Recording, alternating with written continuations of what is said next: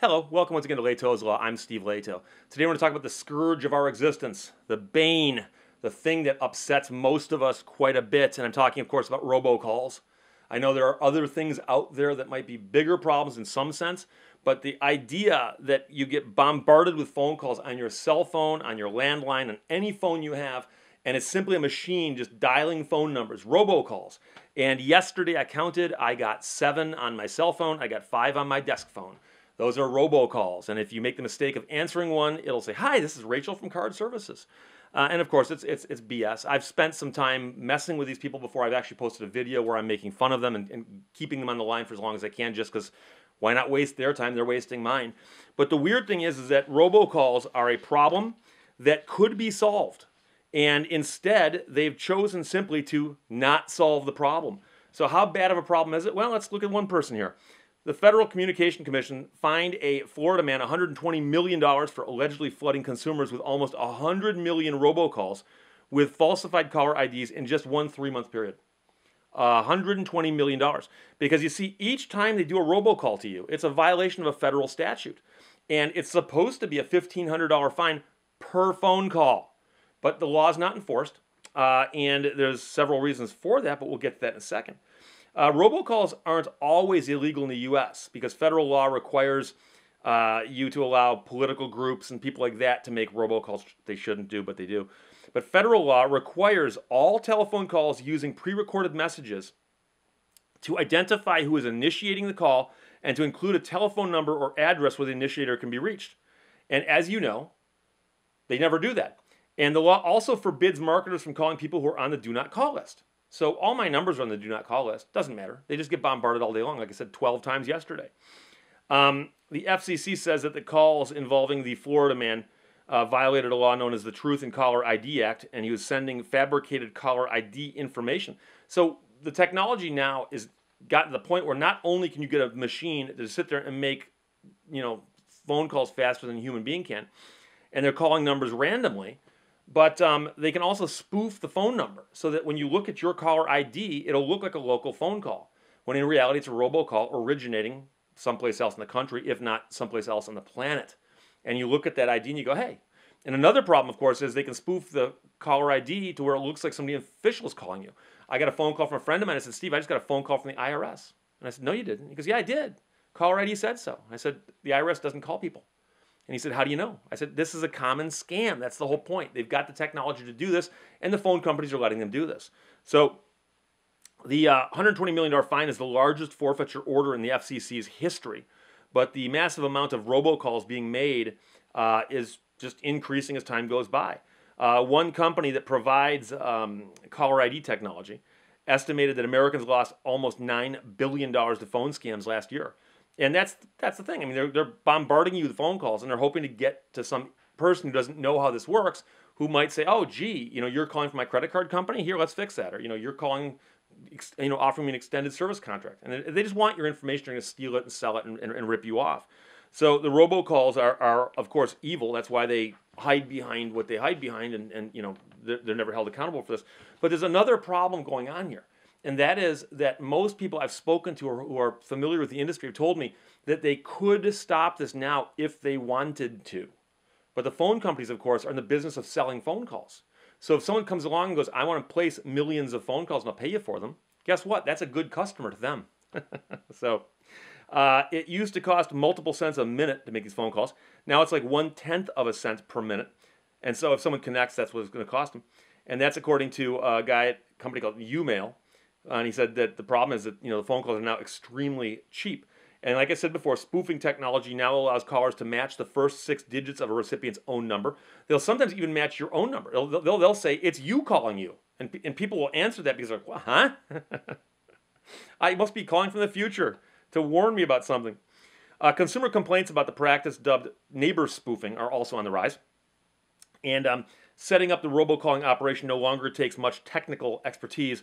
Some companies that are essentially robocall as a service providers make it especially easier for marketers to upload lists of phone numbers to be called, and sometimes even charging only for calls that last a certain amount of time. And so they just sit there and bombard people, and they'll tell somebody, "Hey, if you want us to call a million phone numbers in North America tomorrow, we'll do it for you for a fee." Now here's the thing. Many providers say they require users to comply with the do not call list and other legal requirements, and they say it can be difficult for them to know who their clients genuinely have consent to call. Yeah. So, like I said, they're calling you and they're trying to rip you off. Now, there are several carriers out there, phone companies, right? Separate carriers have tests for blocking calls from specific numbers associated with fraudulent calls, like those impersonating numbers linked to the IRS. And they've actually gotten that to be successful on some extent. But that approach, called do not originate, won't stop all unwanted robocalls. And as of right now, they're not required to do this. But they're pointing out that they do have technology that could, stunt this a bit. In the meantime, major phone companies have launched services that can flag likely fraudulent calls, and if customers wish, block them. And AT&T is bragging how they blocked their billionth unwanted robocall in cases where its business contracts allow it to block impermissible traffic using a new program that detects violators through network data analysis. So here's the thing. There's a company someplace, and they set up a robocaller, and they start making millions and millions and millions of phone calls. And the phone calls are all going through these carriers in the United States. And it shouldn't be that difficult for them to say, hey, there's one caller here that's making 100,000 calls an hour. That seems suspicious to us. Perhaps we should disallow, the 99,999 calls after the first, especially when you see that the phone numbers are going in numerical order. Or do they not have the technology to spot numbers and recognize that numbers are sequential?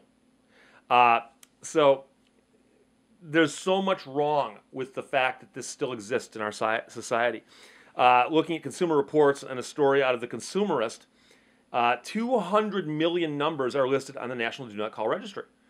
This phone number is listed, gets calls every day. My desk phone is listed, gets calls every day. Every single call, $1,500 fine, theoretically, if they chose to enforce it. Now, as they point out in Consumerist, there are a number of ways to use technology to reduce the number of annoying robocalls you receive, but U.S. phone companies have generally left it up to the consumers to defend themselves rather than proactively stepping in and saying, hey, we're going to stop that one caller that places 100,000 calls an hour, or whatever it might be. Consumer complaints about unwanted calls dominate the Federal Trade Commission's complaint list, and that's every year. Go right now to the FTC website, look up the number one complaint, it's going to be robocalls. The FTC also estimates that $350 million a year is lost to phone scams. Now, that number I've seen has been as low as that, or as high as $8 or $9 billion. But the obvious thing here is that this is a severe problem. Now, the Federal Trade Commission, when they were asked about this, actually had a contest and said, hey, can somebody come up with an app that will fix this? And somebody came up with a program or an app called Nomo Robo, which will work on some phones but not all. But that brings us to the better question: why are we having to protect ourselves from the phone calls when the phone company could easily do it? And like I said, the people I've spoken to in the research I've done on it, it appears that they could actually do a big thing to stop this, but they simply don't. So here's the thing: along with everything else that's out there, there is a current bill that was just introduced in the Senate in Washington, D.C., which they've suggested, instead of fining somebody $1,500 per call, they're going to fine them $10,000 per call. And you go, wow, that's an increase of more than 6 times. That's certainly going to stop it, right? No, $1,500 a call won't stop them. And when they're making hundreds of thousands of calls at $1,500 a pop, if that fine was a potential threat, they would have stopped a long time ago. They don't care if it's $1 billion a fine per call. They don't care because they're never getting caught. No one's stopping them. And so experts argue that phone companies have the power right now to implement new technologies to dramatically reduce robocalls. And a professor who was the former chief technological officer at the at the FCC, there are at least 8 technical solutions that individually and in combination can reduce robocalls. They have the technology to do this. They have the technology, okay? So phone companies have the tools to immediately reduce call spoofing, and it would just involve carriers stepping up the plate and saying, yeah, we're willing to do this. One of the ways is a thing called do not originate, and it's a little complicated, but phone companies could cut back on spoofing by developing a do not originate list. Some carriers and third-party companies operate gateways between the calls placed over the voice over internet protocol and the traditional phone lines that deliver the calls to the consumer. Commonly spoofed organizations such as banks, law enforcement, or the IRS could place themselves on that list and notify the gateway keepers that calls featuring their numbers that originate from certain gateways are likely fraudulent and should be stopped. Now, it would only stop those particular calls, but it looks like it'd be helpful. They haven't done it yet. There's also a group within the Internet Engineering Task Force that's been working to develop internet standards so that callers and carriers can confirm that they are the owner of a particular phone number. They're working on it, but they haven't done it yet. And then the companies themselves offer very little by way of an answer to stop this, but they do offer you an answer. And here's what the answer is. For instance, I'm with Verizon, and Verizon actually offers call blocking. So if I get a bad phone call on my cell phone, I can block it. And I can block, I think it's 4 or 5 numbers for 90 days. And if I want to block permanently for more, it costs me $5 per month. But they won't block more than 5 numbers for more than 90 days for free. So if I actually knew 5 numbers that these calls are coming from, I could go into my Verizon account and I could block 5 of them. But like I said, yesterday I got 12 phone calls, a bunch on this one, a bunch on the landline. The ones that came in here were all different numbers, and tomorrow they'll all be different numbers. So blocking is actually useless in this setting. And I, like I said, it's not Verizon's fault, but somewhere, and I know there's guys in the audience who have much more technical expertise than I do, but someplace out there is a call center with a robocall machine, whatever you want to call it, and it's rapid firing phone calls, thousands a minute or whatever it can do. And somewhere, someone is actually paying the phone bill for that company. And they're paying a phone bill to somebody and saying, yeah, we made 75 million phone calls, last month. And here's all the numbers we called, and they're all sequential. You'd think a phone company could look at that and go, that's curious. The average customer of ours only makes a few phone calls a day if they're a residential customer. And if it's a business phone, they might make a lot of phone calls, but they're not sequential and they're not milliseconds apart, almost like they're being done by a machine. So whoever it is that controls that entry path to the system that becomes the phones could shut that person down. But like I said, shutting that person down would do a big loss of money for them. They'd actually have to tell this customer, you're one of our better customers based on the number of phone calls you make, but we have to stop you now because you're committing a repeated federal offense. So I don't know what the answer is other than that. So instead of saying we're going to find the people who make the millions of phone calls $10,000 a piece because that $1,500 wasn't enough to do it, that's not going to do it. You need to actually tell the phone companies and the people who control the infrastructure. It's up to you guys to break this down and make it stop. Because you guys control the infrastructure. You're the ones who can actually choke the supply down. You guys should be able to do that. And put it at their feet. So you guys fix this.